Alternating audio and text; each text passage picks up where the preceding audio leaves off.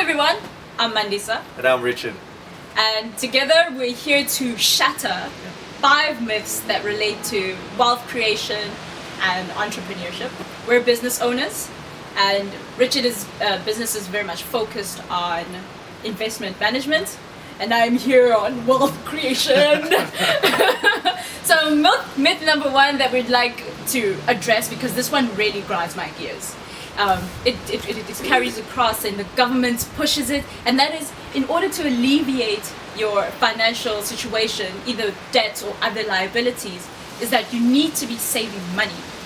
Yeah, and that's a major myth, that saving is the pathway to wealth. Yeah. That's a myth. Yeah. That's a myth. Yeah. The way to build wealth is investment. Absolutely. Invest in a business, invest in real estate, invest in shares. But the key is you can't save your way to wealth, you earn your way to wealth. Absolutely, because when you're saving, you're still working for the money, Yeah. and then you're stashing it, but you're not learning or making the money work for you. Yeah. You know. So the next myth that really we need to address is that going to school is enough for me to make wealth. You know. We can agree that there are certain things that we've learned or that we've come across that school wasn't able to teach us.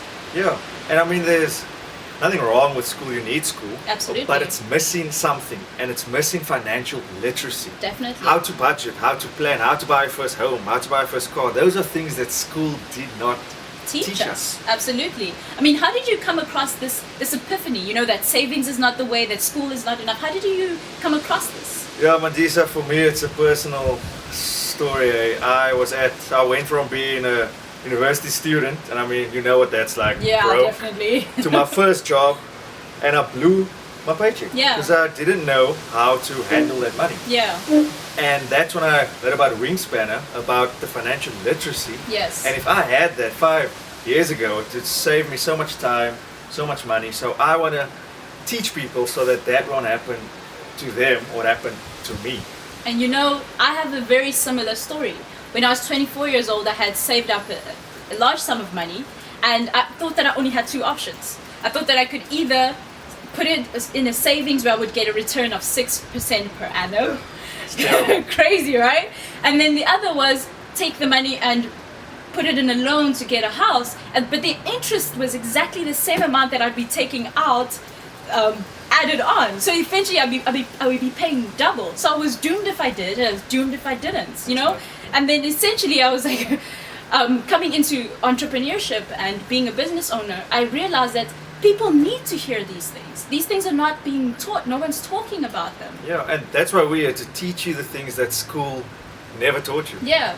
Yeah. I mean, essentially you have to understand the difference between an employee mindset. I mean, if you don't know where you fit in the 4 quadrants, you know, we will talk about the 4 quadrants at a later upcoming, but you need to understand where you fit in business. I mean, whether you're working for money, whether you're selling your time, or are you having money work for you? Because job creation is definitely not what we should be focusing on in this time and age. Yeah, because I mean, we all know what job stands for, just over broke. Yeah. And so we cannot have our mindset on, I must earn a salary. Yeah. No, have your mindset on building an asset. Absolutely. And his assets is where you start. If you build your assets, you build your wealth. Yeah.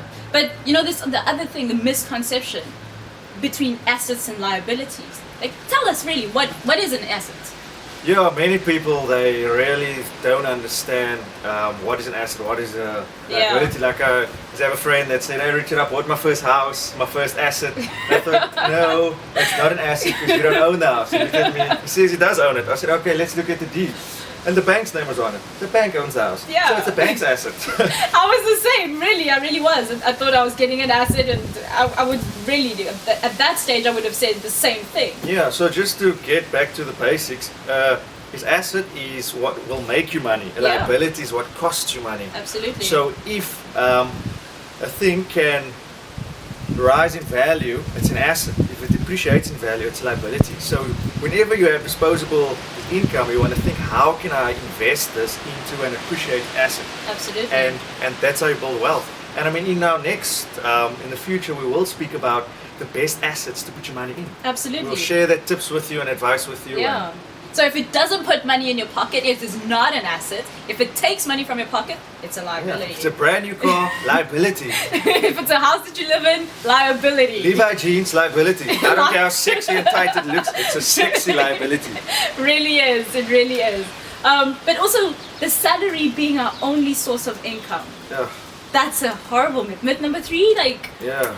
You know, when I resigned, my friend looked at me like I was nuts. How can I leave my job? And I'm thinking, you have one source of income. Yeah. That's nuts. That's risky. Yes. And we need to think of, okay, so my salary, that's one of the ways I can source an income. Yeah. There's many other ways, which we'll speak about in the future. Yes. I mean, there's up to 7 ways you can earn an income. It's learning that there are ways of making multiple streams of income, alternative streams of income. I mean, now in this 21st century, it's ridiculous for us to still be working and moving like we're in the industrial era. Yeah. You know, now the internet levels out the playing ground. Yes. And this is where you come in and learn about how you can set yourself free and how you can build an alternative stream of income for yourself. And I mean, whatever your skill is, we will show you how to package it.